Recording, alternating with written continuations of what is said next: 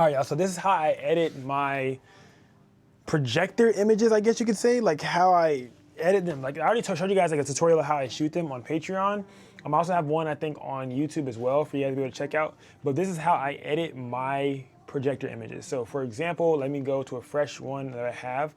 If you guys can see this one right here, you guys will see the before and the after. And I'll kind of show you guys how to make them really pop when using projector. I use a very, very low budget projector. My projector is like $50 that I'm using. And to make it kind of work even better, what you want to do is, I do this in the tutorial, I told you guys, you want to use a grid, you want to separate your subject from the background more. And if you want to alleviate any of the shadow that may be casted, if you point the projector at your subject and then like, you know, the light cast behind her, she has a shadow onto the background, you can see herself onto that background. Like for example, this right here, these little parts right here, if you want to alleviate that and get that gone, all you do is bring her closer to the front, put the projector higher and have it aiming at the background to where that ray of light does not touch your subject, all right? So bring your subject more forward so that way that ray of light can go from the projector and hit the background and not touch the subject. And then you want to use a grid on your subject because it will separate the two lights, okay?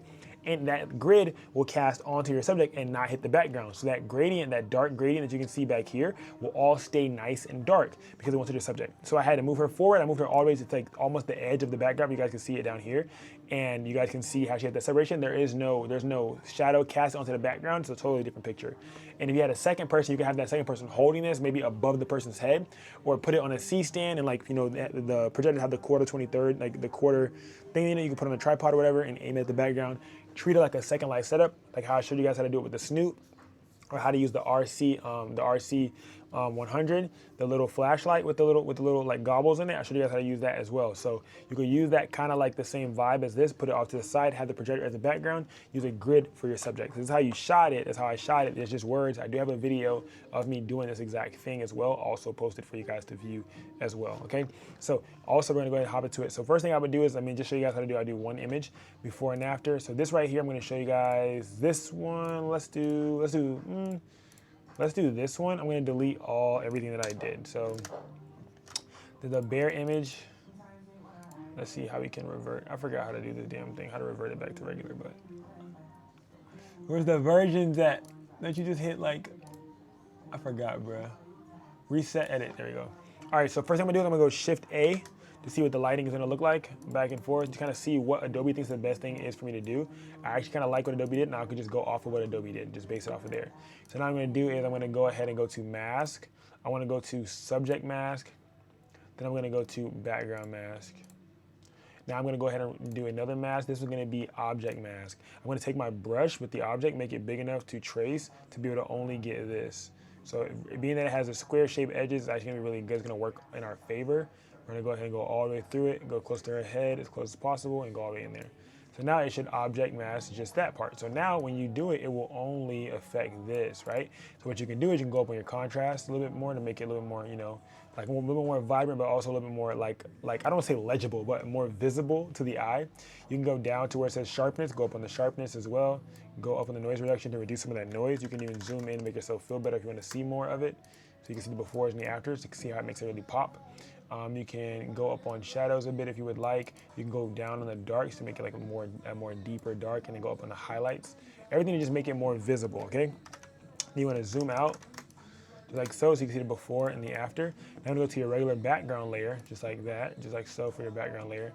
And you can even do another mask where it's an object mask, right? You can do a background mask. You can leave your regular background mask and then alter the background mask. So like for this right here, this is a background mask. I can go ahead and hit subtract from that mask, and I can hit object subtraction, and I can go ahead and select this to subtract that entire object out of here, okay?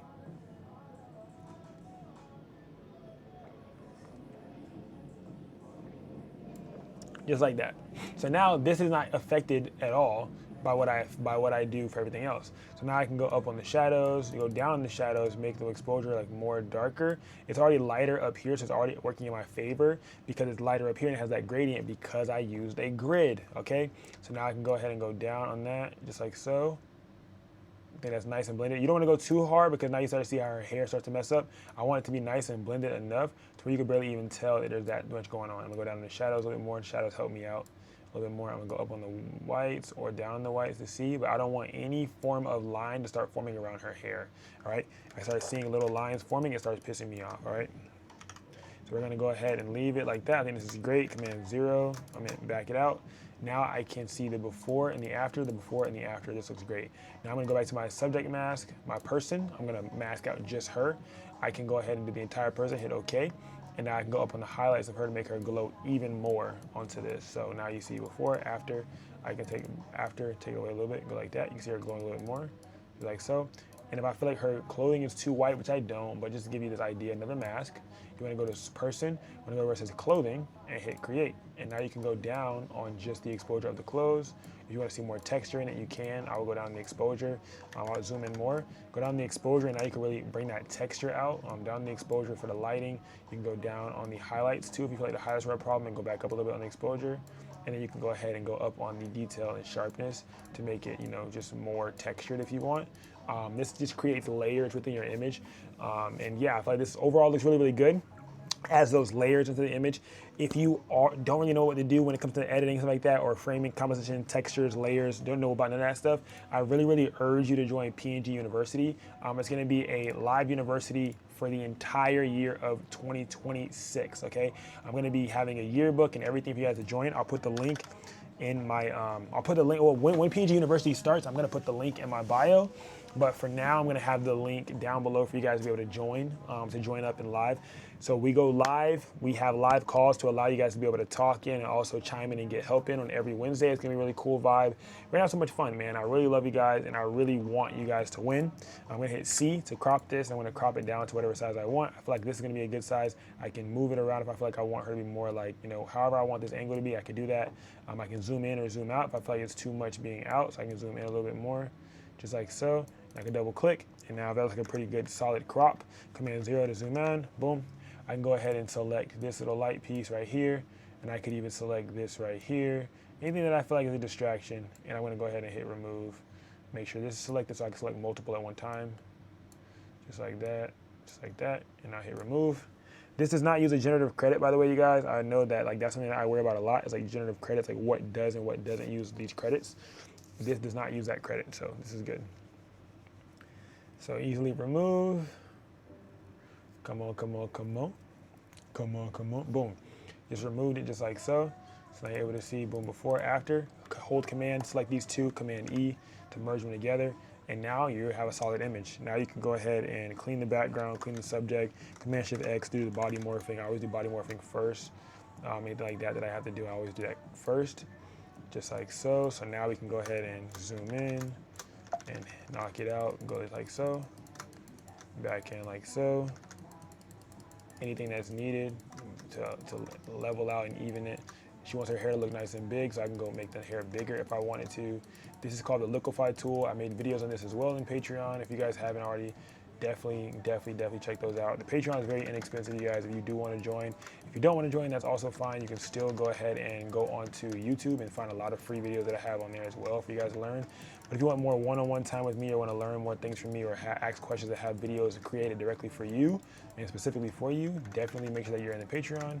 And if you're not already, be a part of the Discord because we have a community that just text all damn day. We just hit 1,000 members in that community, and it's also free as well. The links are all in my bio, you guys. Let's see. There we go. Just like so, command 0. Solid image, hit P on your keyboard for before and afters.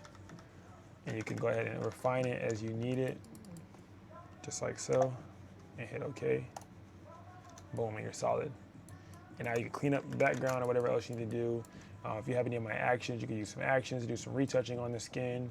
You can do a whole bunch of different stuff that you can do as well. So just start doing that. Make sure it's on normal and go along with the background. So I'm gonna move this first and I'm gonna go move this along with the lining of the background to match up. So like that. Another cool way to clean your backdrop easily as well is to get the main stuff kind of out of the way. And then after you get the main things out of the way, you can also now go to, I'm gonna show y'all.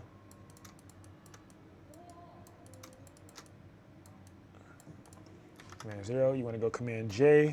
You wanna go right here where it says remove background. Just gonna remove the background. Now you wanna go to your brush, hold it down, and go to mixer brush tool. This is a very, very cheap and easy way to do it. Not cheap, but just like a little cheat way that really quickly to do it. You want to go to your wetness and make sure it's like kind of matches mine. I think these are the right ones. Let me see and make sure, because they be changing my damn settings at times, and they be pissing me off changing my settings, bro. We're gonna go to layer below it and mix. Yep. See, I think that they changed it. Yeah. Nope, that's not it. Hold on, y'all. These are not my settings.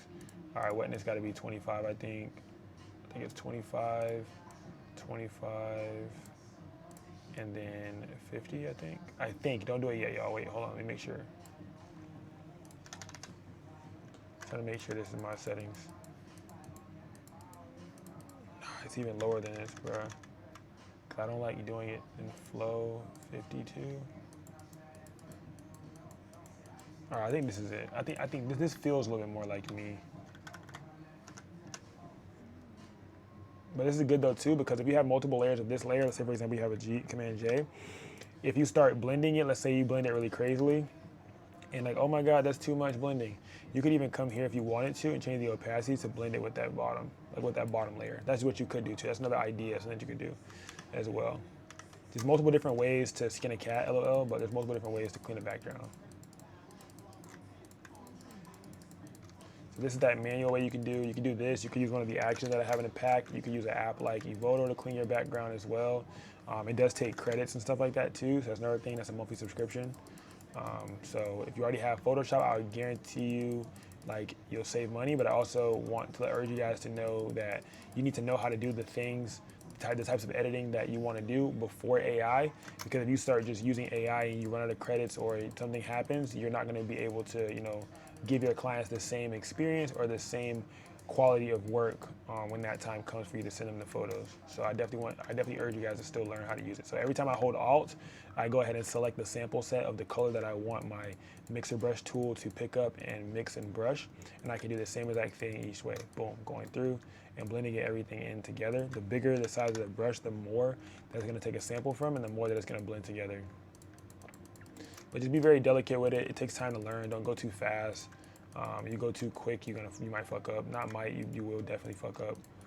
So just take your time and then find out what wetness, what load and stuff like that fits best for you when it comes to doing stuff like this for the background. You know what I'm saying? But being that she's on a separate layer, it doesn't rasterize her, it doesn't mess with her because she's on a total different layer. Be careful with using too big of brushes because I just sat here and cloned her. So I need to go ahead and blend this in now. So when you use brushes that are too big, sometimes you can, blur them. But what I would say is when that does happen, select the sample size and push into the subject so that way it doesn't come out. If you push out of the subject, the colors of the subject will mix and blend out. You know what I'm saying? So you want to mix the colors from outside to into the subject so that way they don't come on the outside of the subject. So now, because if I remove this, you guys will see how she looks underneath.